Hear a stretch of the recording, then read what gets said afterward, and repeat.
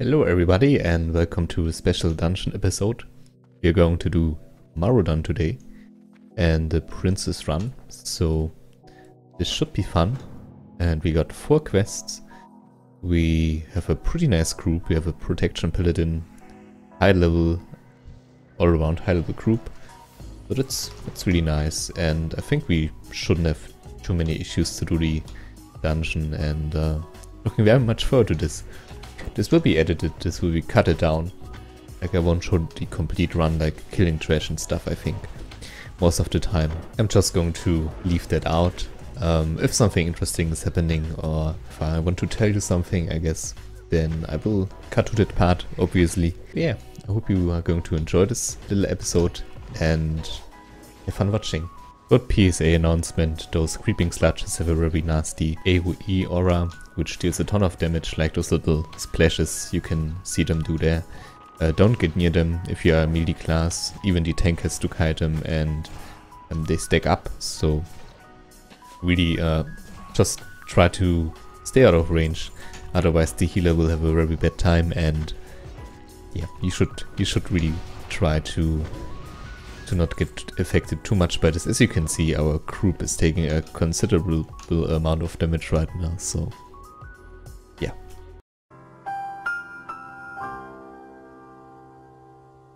They have this little lava, I think that's the plural form of that word, and apparently in Hellground you can skin them, which is pretty nice. So, little tip there for you, some nice and easy effect ladder. They aren't even elite. Maybe you can even think about coming solo here, like as a rogue, although you're probably lacking the AoE damage then, but would be a nice farm spot. Here we go with the first boss, Noxion. Water elemental, spits out some poison, AoE damage, and will split up into little parts, I think, if a certain threshold is met. Yeah, there we go. Was about to say, might not be the case on the server, maybe because of a bugged script or something. We'll just let the tank take some aggro here and now start AoEing. Apparently the water elementals are already dead, and boss should respawn rather soon now. I just hope he isn't bugged out, but yeah, I guess we have to wait for that.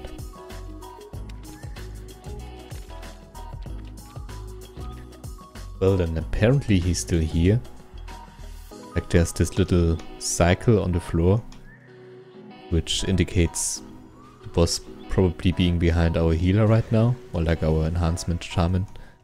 But we can't target him, we are still in combat, and this could be a huge problem for the run.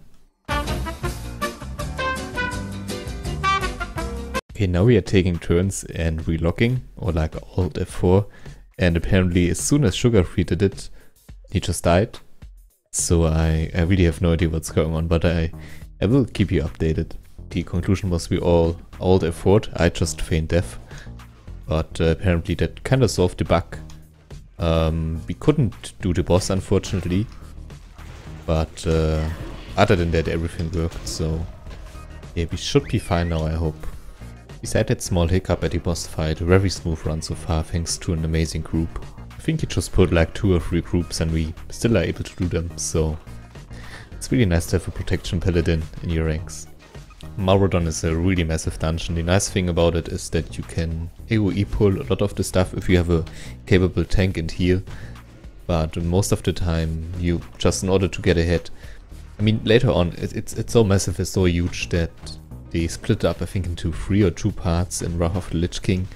Like with the dungeon finder and everything, you could have a head start into different areas, whereas in vanilla and TBC, in order to go to the princess you had to go through a bunch of stuff, so that's something to consider, like probably the Wailing Caverns of the level 40-50 area, although it's probably even bigger than that. And there we have Razorlash, just a tank and spank boss, so not much to say here, really just deal damage, and nothing too special. I guess you take maybe damage if you attack him, but usually that's about it. And there you go. You have some nice loot though. I would gladly take those, but I could imagine that our dear rogue friend is also into those, and yeah, he got him. But very, very good shoulders. I would argue that doing dungeons in terms of efficiency is probably not that good. But just to maybe get some change, get some interaction with other players, and to have a kind of relaxed time leveling without the fear of getting ganked and stuff. For that alone, it's still worth it. And then you also have to consider if you get around all of the quests that are available for the dungeon, then it also XP wise it comes close to being worth it. You have also to consider that on a 2 times realm, dungeon quests basically give you 4 times normal quest EXP, since double times double, and that kind of makes it even more worth it. So since we have 4 quests for this area, I think it's totally fine to do a dungeon once in a while, especially if it's a nice group like that. I guess the risk with dungeons like this, or with relying on your group, is that, well, some stuff can go wrong. Groups can disband, and groups just won't do that well, so always something you have to keep in mind. And here we have Celebras the Cursed, lore-wise a really interesting character, boss-wise, again, tank and spank. He has 3 adds. I think he can, as you can see there, he can cast Entangling Roots. Other than that, really not that much. Wrath here, so a bit of spell damage as well. But yeah, can even think about just focus him down instead of the adds first. If you have trouble, maybe go for the adds. But other than that, really easy stuff. And another very nice drop. Trying to get this at least would be nice, but let's see about that. And with that, we are already at the final part of the Maraudon dungeon. We kind of skipped one corner and like a demon area, and now we are, well, the dinosaur stone, bit of a prehistoric touch area, and it will be the last, so looking very much forward to this. We had a very smooth run so far. Usually Maraudon runs can take a bit longer, but this one's been great. By the way, usually we would have done the demon part as well, thanks to the Legends of Maraudon quest from Celebras. Unfortunately, Noxion bugged out, and so we weren't able to receive one of the key parts to that quest, and that's why we didn't even bother to go to the other side as well. So for me it's kinda okay. I mean, we are going to skip a quest and maybe some loot, maybe even a follow-up, but we're also skipping a huge corner, huge chunk of the dungeon, and that means we can go back to leveling very soon, and I think that's also worth something. Being the only one that can skin in a dungeon like this is just amazing. Now we are at the stone, giant, stony part of the dungeon. There's an optional boss over there, who apparently we are going to do, since I think he drops like a really nice plate helm. Bunch of strength, bunch of stamina. So I guess the paladin is into that and wants to check that out. Not that one though, that's like something different. It's just another mail, a random BOE drop. We don't need that really. But yeah, that's my guess, that we are just doing that because of that loot. Otherwise you can just run straight to the princess if you are not interested in anything that boss drops. Okay, something very interesting just happened. Apparently we rode for the Heiberg helm. Curio won it, but like her inventory was full, so it just got transitioned to me, which is very interesting. I haven't seen that mechanic like ever, but okay, there we go. Mistake has been resolved, but I guess always keep your backs clean, right? Okay, and here we are, Landslide. What can I say? Tank and spank. I think he has some sort of AoE, stun AoE damage if we get too close, so maybe I should keep my distance.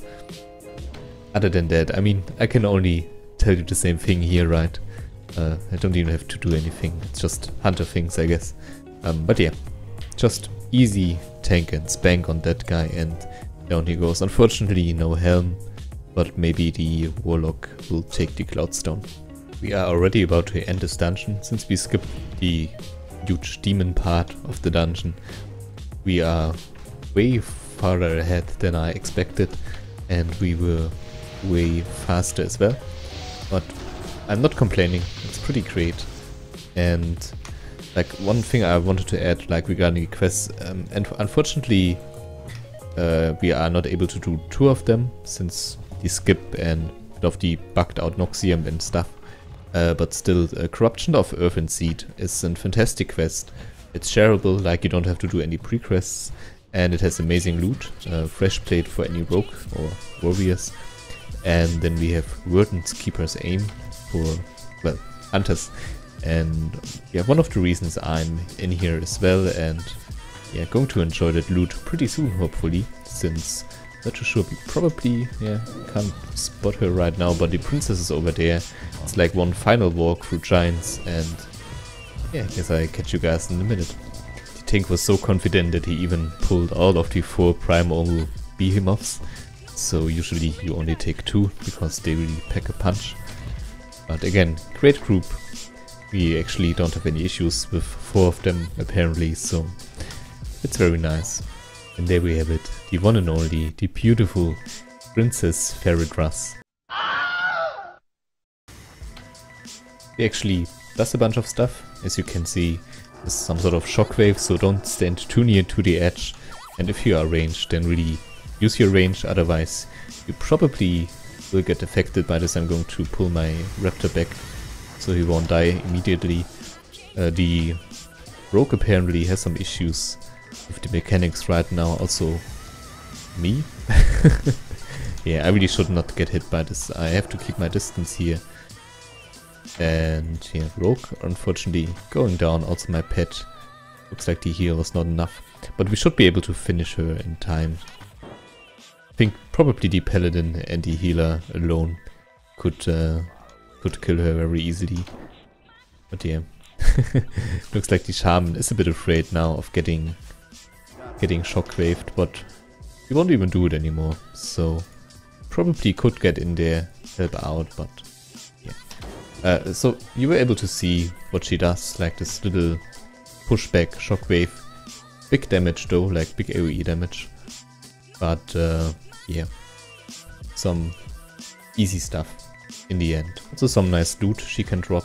Most of the people in vanilla still run her to get some pre-raid best in slots. Unfortunately nothing good for us this time around, but a very nice run, a very nice group. We were able to do the quest, and now I think I will go to the remaining quest givers. There's like a crocodile down there in the water, so apparently we are going to do the optional boss as well. Here we go, Rot Grip. And deal some major damage, but other than that also more on the side of tank and spank, so shouldn't have too many issues here.